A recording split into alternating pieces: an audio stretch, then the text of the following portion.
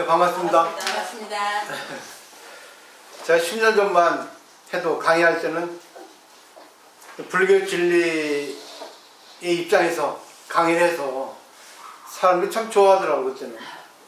불교의 진리라고 하는 거는 자기를 없애는 거거든요.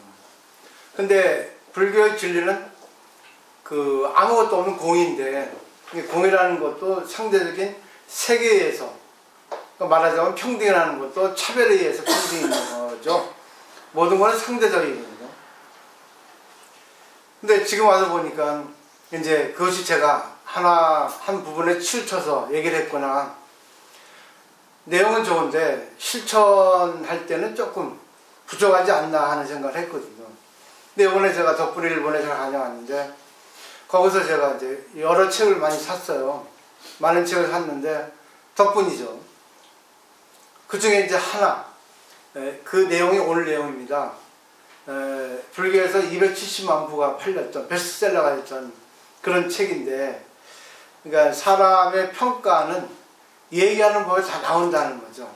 우리 학교 다닐 때는 시험에 의해서 얘는 공부 잘하고 공부 못하고 어느 정도 수준이다, 편차치를 재지 않습니까? 근데 사회에 나오면은 시험이라는 게 거의 없습니다. 시험이 없는 대신에 뭐가 있어요? 대인관계, 이야기법에 의해서 사람이 똑똑하다, 똑똑하지 못하다, 유식하다, 유식하지 못하다, 이 사람은 지혜가 있다, 지혜가 없다, 이 사람은 얄팍하다, 이 사람은 관대하다, 이 사람은 진실하다, 이 사람은 진실하지 못하다는 것이 이제 얘기해서 판별이 된다는 것을 내가 발견했어요. 너무 좋아가지고 내가, 야, 이거 참 우리나라도 있겠죠. 제가 책방을 가보지 않으니까. 근데 2004년에 낸 책이에요. 근데 아직까지 이게 일본에서는 잘 팔리고 있습니다. 이 저자가 51년생이고 또 와사다 대학을 나왔고, 그리고 전문가입니다. 불교학도 많이 공부했고 또 인문학도 많이 공부했고, 그래서 사람의 마음에 대해서, 관계법에 대해서, 이야기하는 법에 대해서 얘기를 했거든요. 오늘 간단히 이것만 들고 이제 한번 살펴보세요. 근데 여기서 가장 중요한 게, 중간에 보면 타인의 서투른 이야기법을 자기가 알면은 지적 레벨이 올라간다는 거죠. 자기가 수준이, 지적인 지성이, 이해하는 법이 능숙하게 된다는 겁니다. 때문에 우리가 잘 분별을 해야 돼요. 이 세상엔 차별, 구별을 잘해야 되거든요. 그분이 42가지를 얘기했는데, 저는 좀 어려운 건 빼고 요것만 이렇게 번역해서 갖고 왔어요. 첫 번째, 도덕적인 설교만 합니다. 이거는 이제 상사와 부하에게 결국 뭐겠어요? 착실하게 살면은 복이 온다, 열심히 하면 성공한다, 이런 식이죠. 그리고 뭐 윤리도덕적으로 살으라. 근데 그렇게 살 수 있는 세계는 아니거든요. 고지식하죠. 이런 사람도 많아요. 항상 착한 척하는 사람. 두 번째, 타인의 권리를 믿고 뻑입니다.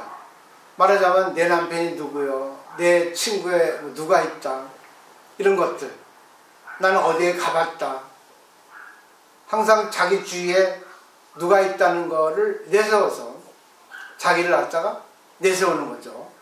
그 다음에 자신의 권위를 내세우려 합니다. 그냥은 자신의 권위가 내세우지 않으니까 돈으로, 말로, 자기는 예를 들면은 학창시절에 어디 하면서 은근히 자기 대학을 과시한다거나, 아니면 어디 어떻게 해가지고 자기 뭐가 있다든가, 이런 것들, 자기 권위를 내세웁니다. 그 다음에 자신의 가치관만으로 모든 것을 판단합니다. 결국은 불교에서는 아공을 주장하는데, 이거는 그 반대죠. 자기 중심, 오직 자기만 옳다고 생각하는 거, 늘 공부하는데 우리가 이런 걸 통해서 잘 배우면 좋을 것 같고, 그리고 근거를 말하지 않고 결정 짓습니다. 참 어리석죠. 살펴보세요. 저한테도 있어요. 근거가 없으면 안 됩니다. 항상 우리가 대화를 할 때는 근거가 있어야 됩니다. 그리고 나중에 결정 지을 때는 다 일치가 돼야 되죠. 이해가 됐을 때 결정을 지어야 되겠죠. 다 그렇게 할 수는 없겠지만. 그 그 다음에 지나치게 인색하게 합니다. 칭찬에 인색하다는 거예요. 누구누구에 대해서 칭찬하면 걔는 그렇지만 그 단점이 더 많아 이런 식으로. 그 다음에 적은 정보를 결정짓습니다. 때문에 더 많은 정보를 갖고 있는 사람은 그 사람에 대해서 약하구나 이러죠. 구체적인 예를 말하지 않고 추상적인 어려운 말을 구사합니다. 예를 들면 뭐 허공이 어떻다, 우주가 어떻다든가, 아니면 너무 이렇게 범위를 애를 크게 잡아가지고 말은 그럴듯한데 내용이 없는 거예요. 다 끝나고 나면은 무슨 말 한 거야? 도대체 정리를 해야 되는데 정리가 안 되는 거예요. 그 다음에 궤변을 사용해서 자기 말하는 것을 고집합니다. 이 궤변이라는 것은 말 잘하는 사람의 특징이에요. 말 잘합니다. 자기 주장에 대해서. 근데 상대방이 거기에 대해서 약간 질문을 하거나 반론을 제시하면 자기 생각에 궁해지고 대답에 궁해지면 이때부터 궤변을 눌러놓습니다. 장하게 범위를 넓게 하거나 딴 얘기에 화제를 돌리거나, 그리고 자기를 은폐시켜요. 인정하지 않습니다. 그러면 상대는 알죠. 답에 궁하거나 지 생각일 뿐이지. 인정하지 못하면 그거는 궤변이 되는 거예요. 그 다음에 모순을 모릅니다. 모순은 뭐 패러독스죠. 예를 들면 누가 누구를 욕하는데 자기가 한다는 거, 그리고 앞뒤가 안 맞는 것들, 그 다음에 난해한 것을 말해서 연막을 칩니다.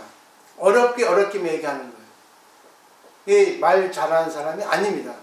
똑똑한 사람이 아니에요. 원래 옛날에는 교수 평가도 없었지만 무조건 어려운 얘기하면 교수가 최고의 교수라고 했어요. 우리 학교 다닐 때만 해서. 근데 요즘에는 어떻습니까? 알기 쉽게 설명하지 못하면 교수 평가가 됩니다. 그는 올바른 교수가 되지 않아요. 학생이 알아듣기 쉽게 설명을 해야 됩니다. 그리고 범위가 넓어야 됩니다. 지식이 박학 다시게 해야 돼요. 그 다음에 아는 척 합니다. 늘 아는 척을 해요. 근데 깊이 들어가 보면 잘 몰라. 그냥 너무 많이 알고 있는데 깊이가 없는 거죠. 그 다음에 끝난 일을 언제나 꺼냅니다. 저는 이게 참 그래요. 저번에 끝났는데 또 끝내고 그럴 적이 많았습니다. 이제 안 하려고 합니다. 그 다음에 이제 뭐든지 실문합니다. 따져 묻는다는 거야. 부정한다는 얘기입니다. 누가 얘기하면 거기에 꼬리를 잡아요. 꼬리. 딴지 옵니다. 그 다음에 감정에 휩쓸리기 쉬운 사람. 늘 감정적이에요. 그 다음에 우유부단해가지고 분명히 말하지 않습니다. 이거는 자기가 좋게 보이는 거고 확실하지 않고, 그렇기 때문에 우유부단한 거예요. 그래야 되고 좋은 거죠. 그런 식이죠. 그 다음에 자신의 일밖에 얘기하지 않는 사람 있죠. 늘 여기 오더라도 자기 일. 근데 자기 일 얘기하는 건 좋아요. 근데 상대가 공감을 해야지만 얘기해야 되지, 상대가 공감하지 않는데 자기 이야기만 하면 그거는 조금. 그 다음에 상대가 관심이 없는 거를 장하게 이야기합니다. 그럼 오로지 일방통행이죠. 양방통행이 돼야 되는데요. 상대가 듣지 않으면 그만 스톱해야 되거든요. 그 다음에 저차원적인 레벨의 해석을 합니다. 예를 들면 영화를 보더라도 뭐 전체적인 내용이 있어서 조금 깊이 있게 얘기를 해야 되는데 어느 한 부분에 대해서 얘기하는 거, 슬퍼하다든가. 그 다음에 뭔가에 대해서 눈에 띄려고 합니다. 우리 학교 다닐 때 보면 선생님이 열심히 강의하는데 떠든다거나 장난친다거나 그런 것들 많죠. 그 다음에 자랑만 하는 사람, 제일 어리석은 사람이라고 그래요. 그러니까 자랑하는 사람 보면 컴플렉스 많은 사람이에요. 진짜 깊이가 있고 자기 내면의 세계가 실력이 있는 사람은 자랑해도 상대에게 기분 좋게 자랑합니다. 실제로는 약한데 일부러 강한 척하면서 말합니다. 금방 드러나요, 이거. 그 다음에 상대 이야기를 듣지 않습니다. 왜? 들을 수가 없어요. 자기 약하기 때문에. 받아들일 힘이 없거든요. 자기가 최고인 거. 왜? 상대 얘기를 받아들이면 자기 약한 것이 드러나거든요. 그러니까 알랑거릴 뻔 자신의 의견을 말하지 않습니다. 항상 맞아, 잘해, 대단해 이런 식으로. 니는 뭔데 하면 나도 같아 이런 식으로. 자기 정체성이 없는 거죠. 또 감정기복이 심합니다. 그 다음에 정론. 아주 그냥 고지식한 것만 내세우는 거예요. 바른 이론만 내세우는 거예요. 또 흔해 빠진 이야기밖에 말하지 않습니다. 그러니까 늘 고정된 거예요. 변화가 없어요. 너무 범위가 좁습니다. 에리어가. 또 찡얼찡얼 얘기해가지고 무엇을 이야기하는지 모릅니다. 어머머머 하고 또 뭐 궁시렁궁시렁 대고 있죠. 어떤 화제도 평소 이야기를 가지고 갑니다. 항상 어떤 얘기를 해도 자기 얘기밖에 안 하는 거예요. 자기가 얘기하는 것만 가지고 얘기하는 사람이 있어요.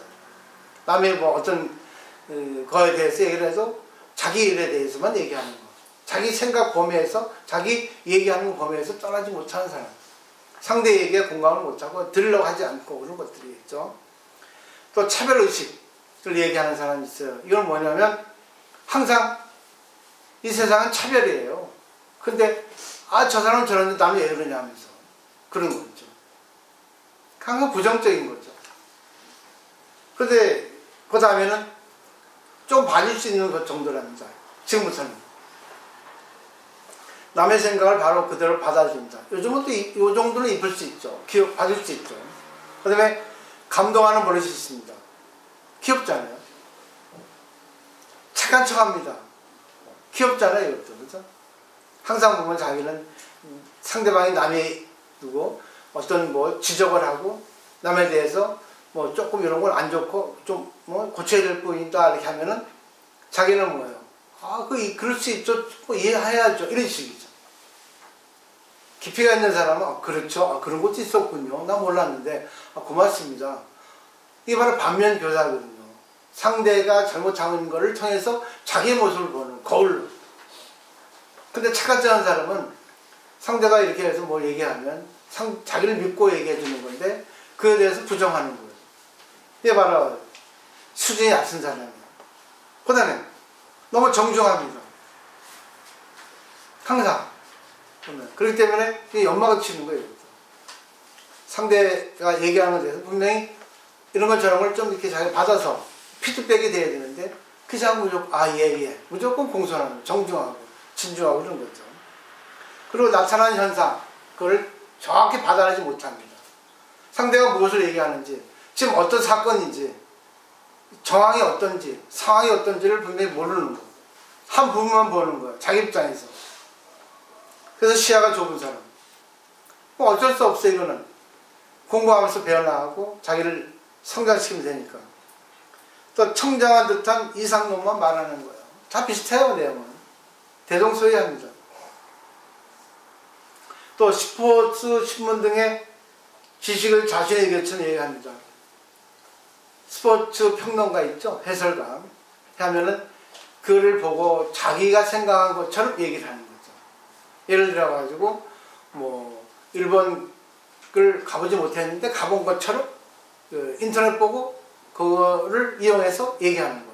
근데 처음에는 많이 안 해 하는데 더 깊이 들어가 보면 가짜구나 하는 거예요. 특히 대학 이야기, 특히 뭐예요? 여행 이야기, 또 어느 조금 수준이 레벨이 높은 얘기들 하면은 아는 것처럼 얘기했다가 더 깊이 들어가면 이게 발각이 난 거죠. 이런 것을 통해서 우리가 공부를 하는 거예요. 이거는 전부 아상이거든요. 근데 아상이 필요합니다. 왜?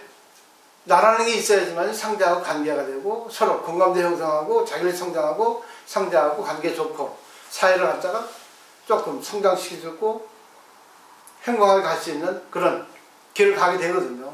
근데 아상만 너무 높으면 자기 혼자 헛돌면 이게 뭐예요? 주위 사람들이 없어지고 조금 호감을 받지 못하게 되죠. 그래서 요거를 제가 내일은 쉬고 상당히 여독이 깊네요. 상당히 저 수영 많이 했거든요. 일본 가서. 여행한 게 아니라 수영하고 온 것 같아요. 그래서 내일은 쉬고 모레부터 한 편씩 제가 번역해서 올려드릴게요. 밴드에다 카페도 마찬가지로. 그래서 그걸 보시고 좀 길어요. A4 한 앞뒤로 한 장 정도 되거든요.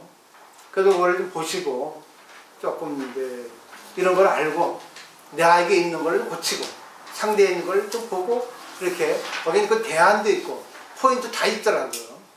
그래서 그거를 좀 길더라도 내용이 한번 봐주시면 좋을 것 같아요.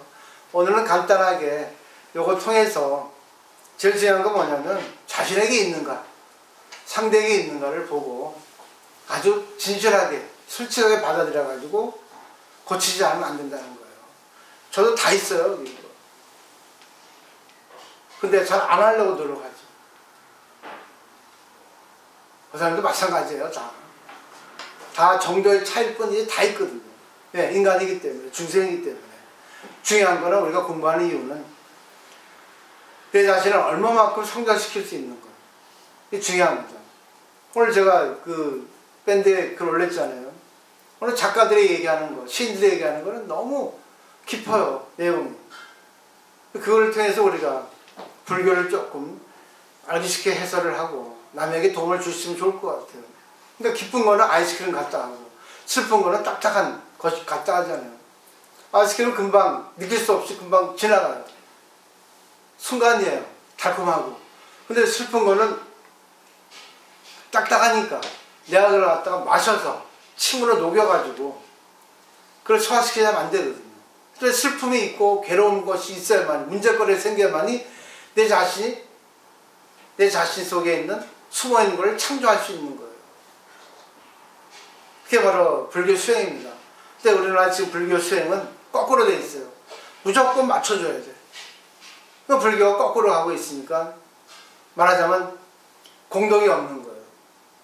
가피가 없는 거예요. 그래서 기도한다는 거는 좋은 거예요. 기도해도 되는 게 있고 안 되는 게 있어요. 그래서 기도는 청구적인 기도하고 영수적인 기도 두 가지가 있습니다. 청구적인 기도는 내가 뭘 청구하는 거예요. 아, 이거 청구합니다. 부처님. 이거 좀 내가 필요하니까 주십시오. 그게 기도입니다. 근데 영수적인 기도가 결여되어 있어요. 영수적인 기도는 뭐냐면 부처님이 신이 안 주시면 처리해야 돼. 영수 처리. 안 주시는군요. 그건 나에게 인연이 안 되는 겁니까? 그럼 다른 길을 택하겠습니다. 아, 감사하겠습니다. 내가 주셨는데 받을 능력이 부족하군요. 그게 기도의 진짜 의미예요.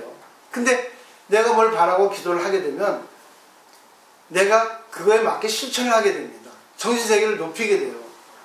그 때문에 그게 현상적으로, 재물적으로, 또 상대, 어떤 인간관계적으로 바뀌는 것도 있지만 바뀌지 않는 것도 있어요. 제일 중요한 건 내가 바뀌는 거예요. 내가 삶을 어떻게 받아들이고 삶을 어떻게 보는 것이 더 중요하다는 겁니다. 기도라는 거는. 그래서 잘 정리하셔서 오늘 이렇게 돌아가시면 저는 저 역할을 다한 거라 생각합니다. 마치도록 하겠습니다.